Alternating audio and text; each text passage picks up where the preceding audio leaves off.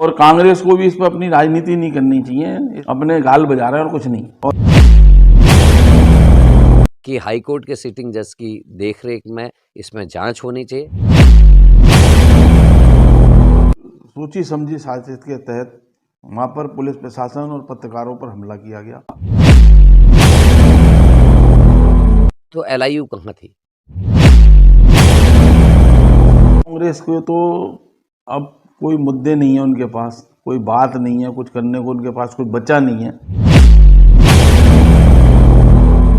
दोषी प्रशासनिक अधिकारियों के भी खिलाफ कार्रवाई होनी चाहिए जिन्होंने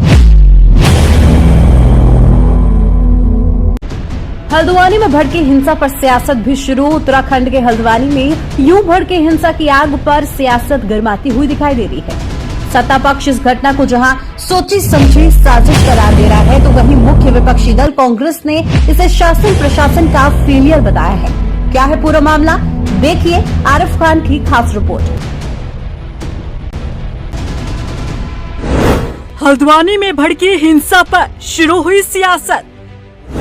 सत्ता पक्ष बता रहा सोची समझी साजिश, तो विपक्ष ने शासन प्रशासन का बताया फेलियर।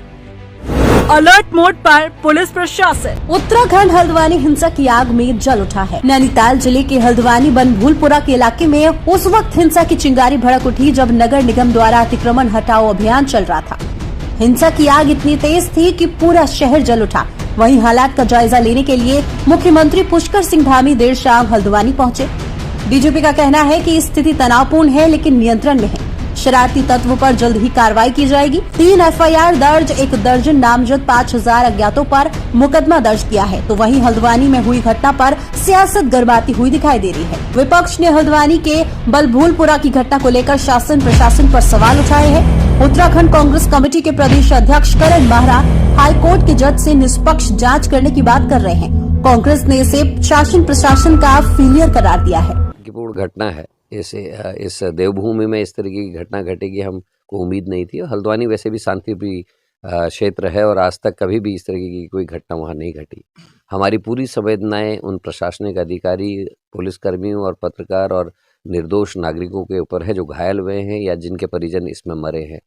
तो LIU कहाँ थी? जो सरकारी जो एजेंसीज होती हैं जो चुपचाप गुप्तचरी का काम करते हैं, उन्होंने क्यों सूचना नहीं दी? क्यों ड्रोन इत्यादि जो आधुनिक उपकरण है उनका इस्तेमाल नहीं किया गया ये सब कार्रवाई से पहले?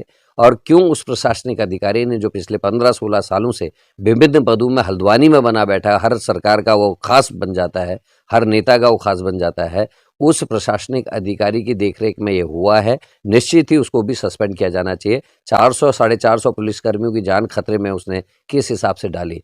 क्योंकि इसमें सरकारी एजेंसी से इन्वॉल्व है। तो मेरा ये भी मांग है कांग्रेस की तरफ से कि हाईकोर्ट के सिटिंग जज की देखरेख में इसमें जांच होनी चाहिए।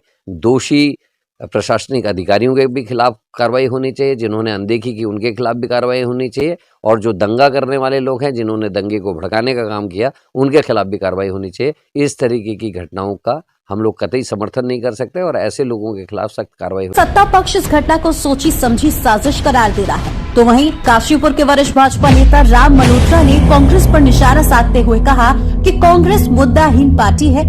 कांग्रेस ऐसे मामलों पर भी राजनीति करना चाहती है। गाल बजाने के अलावा कांग्रेस के पास अब कुछ नहीं बचा। अवैध कब्जे को हटाने की प्रक्रिया थी जिसका कोर्ट का आदेश था और वहां पर पहले से सबको सूचना थी और एक सोची समझी साजिश के तहत वहां पर पुलिस प्रशासन और पत्रकारों पर हमला किया गया। और कांग्रेस को भी इस पर अपनी राजनीति नहीं करनी चाहिए, इससे हमारा वोट बैंक बढ़े ना बढ़े उनका भी नहीं बढ़ने वाला। तो इस तरीके की राजनीति करके जो है वो खाली अपने गाल बजा रहे हैं और कुछ नहीं। और सरकार और प्रशासन इसे धीरे धीरे सबको चिन्हित कर सबके खिलाफ कठोर कार्रवाई करने वाला है। देखिए, चूक वाली बात ऐसी कुछ नहीं है। अगर किसी ने अंदर ही अंदर कोई षड्यंत्रकारी योजना बना रखी थी तो उसे समझने में थोड़ा समय लगा पुलिस को, लेकिन पुलिस ने वहां पर सब चीजें जो है वो कब्जे में कर ली। जैसे घेर कर मारने का प्रयास किया जो बड़ा निंदनीय है और बड़ी ऐसी घटना है जो हमारे उत्तराखंड में, हमारा बिल्कुल शांति प्रिय प्रदेश है। कांग्रेस के तो अब कोई मुद्दे नहीं है उनके पास, कोई बात नहीं है, कुछ करने को उनके पास कुछ बचा नहीं है। तो घटना छोटी हो या बड़ी हो, कोई भी व्यवस्था हो, तो उन्होंने उसे मुद्दा बनाने का प्रयास करना ही करना है। कुल मिलाकर सोची समझी साजिश बीजेपी बता रही है। ऐसे में सवाल उठना लाजमी है कि फिर शासन प्रशासन के पास इस साजिश के कोई इनपुट क्यों नहीं? आखिर क्यों बनभूलपुरा में हुई कार्रवाई करने वाली टीम तैयारी के साथ नहीं पहुंची? शायद खुफिया तंत्र अगर मजबूत होता तो नहीं घटती घटना। ऐसा जनता के तमाम सवाल उठ रहे हैं। काशीपुर से उत्तराखंड की सच्चाई के लिए आरिफ खान की रिपोर्ट।